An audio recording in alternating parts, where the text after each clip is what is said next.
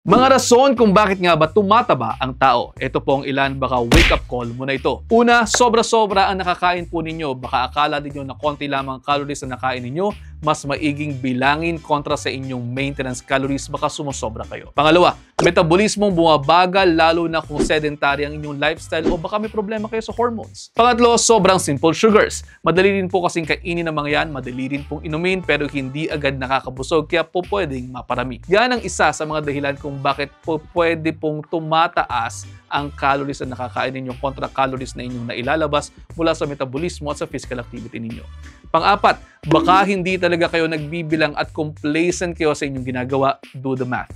Oo, medyo tedious ito pero trust me, it is worth it.